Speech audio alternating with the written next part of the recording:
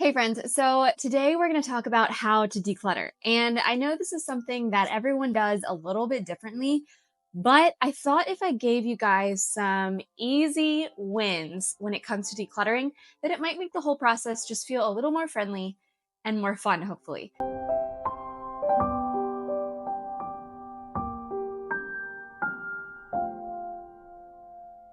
So this really all started because I help my mom declutter a lot, and she's somebody who really enjoys her possessions. So she's never going to be a minimalist, and that is totally fine.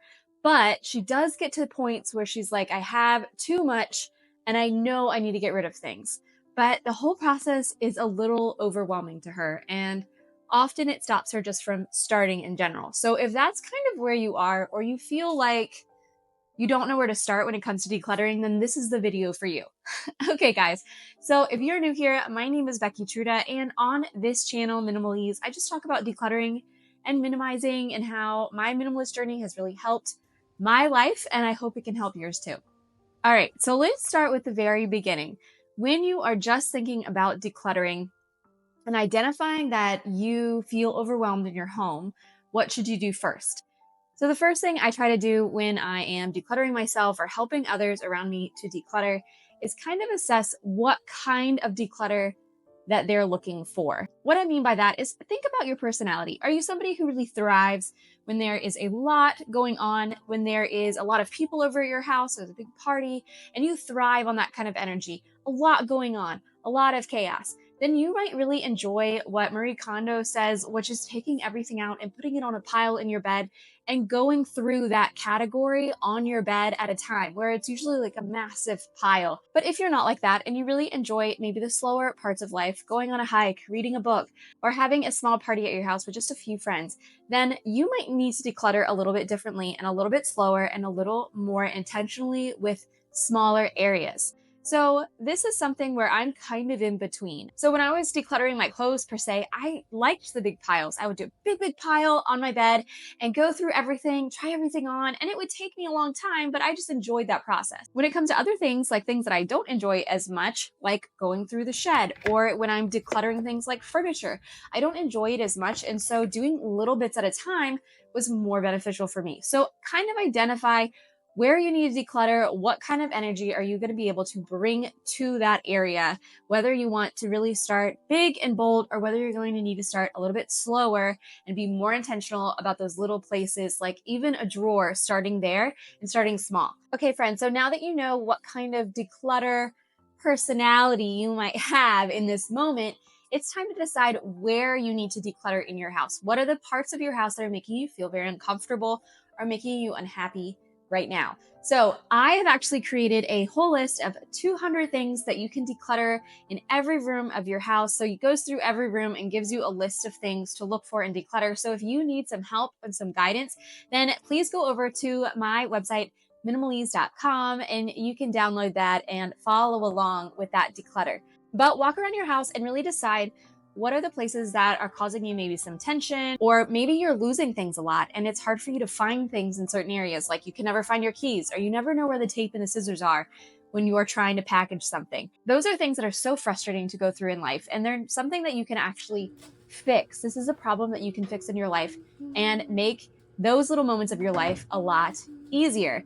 So identify where you are really struggling. So now that you've kind of figured out the area or the genre of things that are frustrating you in your house, we're going to really decide on our why.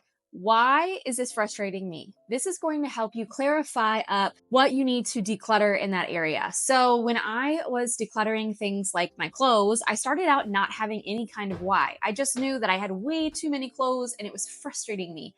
So yes, that was my why. It was frustrating me, but I didn't really know why I was doing this in the long term, and that really messed me up. So when I was decluttering clothes constantly, I would also be bringing in new clothes thinking I needed to replace those things. And so my why was not clear. And so if you're having a hard time decluttering and you're finding that those spaces that you've cleared are very quickly refilling with other things, then you might just not have a very clear why. And that's okay. That's something that we can fix.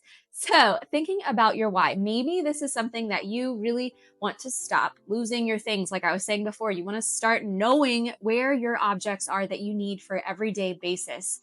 Maybe you just want your house to feel a little bit lighter. Maybe you just want to be able to sit down and relax and watch your show or read a book or learn a new skill without that Rolodex of chores in your head or things that you need to get done. And that's where decluttering is really going to help you, because the less items you have, the more opportunity you have to do things that you actually want to do, because clutter is just a clog. It's like a big hairball in your drain, and it's stopping you from doing those things that you might not even know you want to do. But because you don't have that opportunity, that time, it's stopping you from even beginning. So just like I started this YouTube channel, I've started an Instagram that you guys can go and follow me at Minimalist on Instagram. These are things that I never really thought that I would really enjoy, but I never had the time to do them. And so you never know what you're actually going to enjoy doing until you give yourself the opportunity to take a deep breath and think and have space. All right, friends. So now that we have decided what our why is for this specific area or these specific items, I want you to decide on what the home is going to be for those items. So if you're thinking about decluttering your makeup per se, or maybe your closet in your bathroom, I want you to create little areas that are going to be designated for every different category. So where are your rags going to go and your towels? Where are your sheets going to go? Where are the appliances you might need in the bathroom? Where are the things for your hair products going to go? And I want you to be very intentional about where you're going to put them. So if you haven't seen my bathroom video already, I will link that one below. But I think the bathroom video that I created really can show you that homes are extremely important when it comes to especially little things. So I have a small box for my makeup, and I know when those makeup products run out, then I need more, but I don't have another whole section of makeup somewhere else. I have decided that that's not what I want. So put a basket there, or put a bag or a shelf where you want these things to go, and then don't overcrowd them and don't go beyond that space. I think that's the most important part and the hardest part for all of us, is that we see these people advertising stuff, or we'll go to the store and we see these great things and we're like, wow, I saw this person have it, or this would really help me in my life. But if you don't have the space for it, then it is clutter. It is going to stop you from having that peace, that why of why you want your house to be clean. So I am begging you to create a home for things, and then do not go outside of that home. And if you do want a new item to go in that area, that's totally fine. I do that too. Currently right now, I'm kind of going through my older shirts that are kind of stained, and I'm buying a few new ones. But you know what I'm doing? I'm getting rid of the old ones. I'm not hanging on to them forever. I only have a certain amount of hangers in my closet. And if you will see any of my closet videos I've done before, you know that occasionally clothes do go bad, or they get all stained, or they get worn out or stretched out and they don't look good anymore. You don't feel good in them. It is totally fine to get rid of things that you are not enjoying anymore. That is what minimalism is about. But I'm not going to replace something unless I get rid of something, because I've created a very specific home for everything, and I only have a certain amount of hangers. And so once those hangers are full, I have to get rid of something if I want to bring something new in.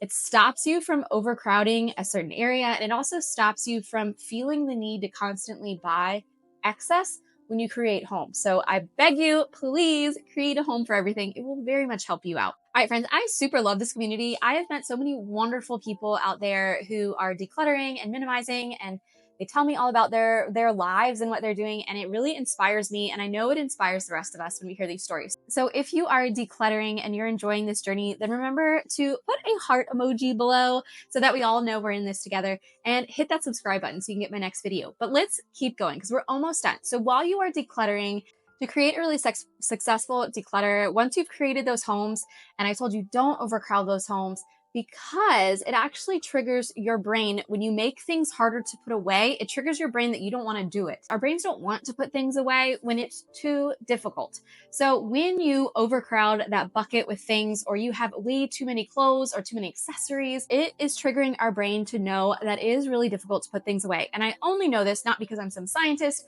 but because of real lived life. I've done it. When I had way too many clothes, often I would just throw my clothes on the bed, or I'd have that forbidden chair that always was covered in clothes. And it was so difficult for me to go just from having the laundry to putting it away. That was the worst step, because it took a lot of this, a lot of pulling and tugging and trying to find hangers and trying to figure out if I need to buy new hangers because I didn't have enough. It was so triggering for me, and it made me never want to put my clothes away. And you know that whole dance when you wear it one time, but it's not really dirty. What are you going to do with it? You don't have to do that if you decluttered enough. You know that there is a specific hanger for that piece of clothing. You know where it is.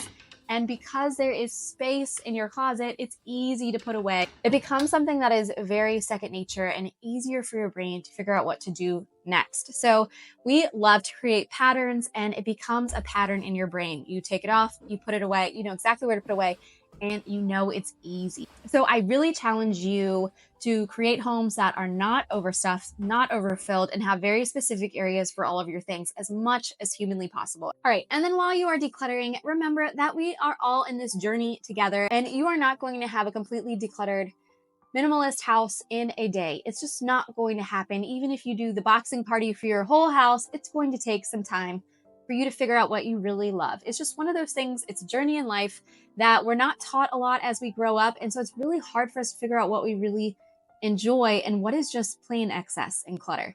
So take your time, but really celebrate yourself. If you've gotten rid of a whole bag of things that you don't need anymore, then really celebrate that. And remember that we want decluttering to be a trigger for our brain that it's a good thing. So we don't want this to be a stressful, horrible time that you're not enjoying.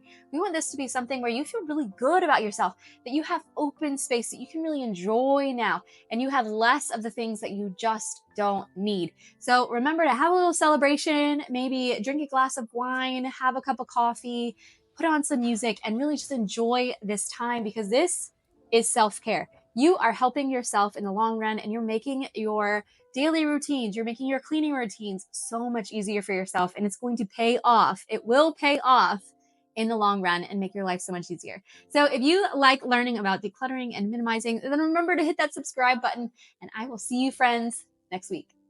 Ooh, sorry, hairball.